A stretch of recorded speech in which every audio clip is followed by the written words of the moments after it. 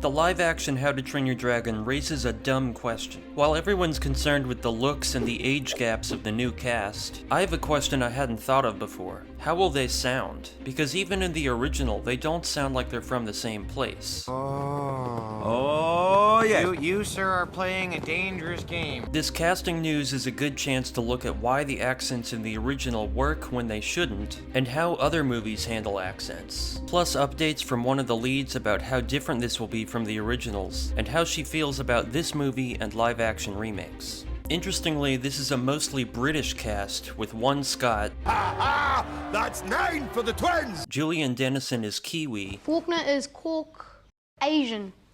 Well, they got that wrong because you're obviously white. And the lead is the only American. I know that. Finny.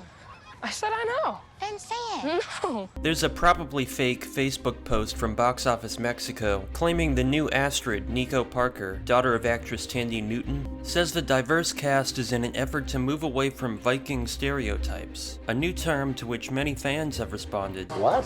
And from the looks of things, they may be moving away from twin stereotypes as well. You need to stop all this. But you just pointed to all of me. Yes, that's it. Stop being all of you. In the original, it doesn't make sense. It's a village of a couple hundred people, all the adults are Scottish, the kids are not. I can't stop myself. If you arrange Berk from youngest to oldest, they start mostly American, they become Scottish, and then they go mute.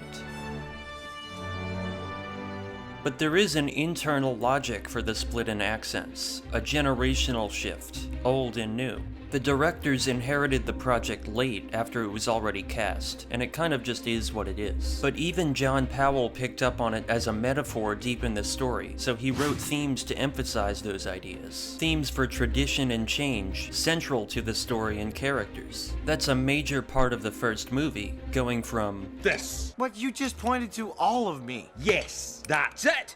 Stop being all of you. to All we needed was a little more of this.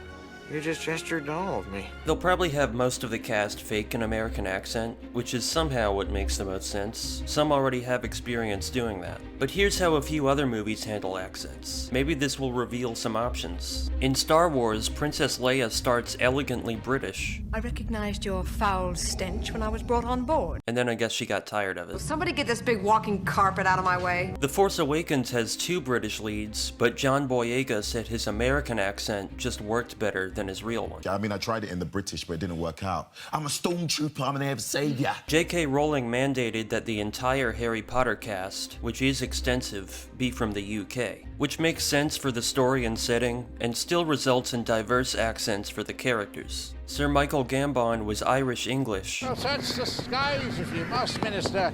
Meanwhile, I'd like a nice cup of tea or a large brandy. and Dame Maggie Smith used a Scottish accent. Babbling, bumbling band of baboons. Pirates of the Caribbean again has a mix of accents based on people who would have been there at the time, mostly British because that's who the main characters are. What? What? Bill Nighy as Davy Jones specifically wanted to sound unlike anyone else in the movie, so he went with Bootstrap Bill, you're a liar, and you will spend an eternity on this ship. Amadeus takes place in Austria, so the main cast sounds Shouldn't it be a bit more? American. Because director Milos Forman insisted on it so they could focus on their performances instead of faking their accents. Not everyone can do an accent anyway, or hold it consistently. One person definitely doing his native accent is Gerard Butler as Stoic the Vast. He's a good addition. I've always wondered what his take on the character would be. This is a remake, so I guess we can expect a mix of new and old. The rest is just the same, isn't it? By the way, this is F. Murray Abraham, Grimmel the Grizzly. Oh, isn't this fun? Yes? No. Grazie, signore. We still know almost nothing about this thing, but what's the internal logic going to be? The same thing, just not acknowledged? Will different accents work in live action the way they do in animation? Based on everything I've looked at, these are the most entertaining options. They all go Scottish, the whole time. Excuse me, barmaid. I'm afraid you brought me the wrong offspring. They go the Amadeus route and do their native accents. Winter is almost here, and I have an entire village to feed. Vegetables? Or they all imitate Jay Baruchel. But the truth is, I was just worried you might get hurt.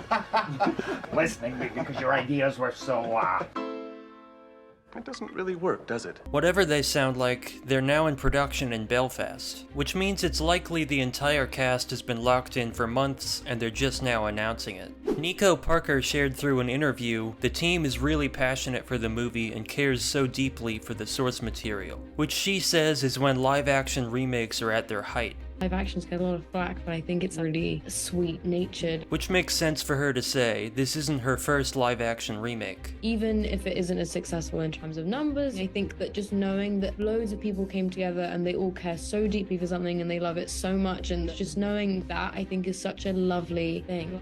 Talking with Collider, she clarified this movie is its own thing. It won't be a play-by-play remake, saying if that's what fans want, they can watch the originals. Which finally gives some vague indication of what direction this remake is going. The main points, what she emphasized the most, she hopes people like it, even if it's not successful, they all love making it. She loves the originals, and it won't be the same thing.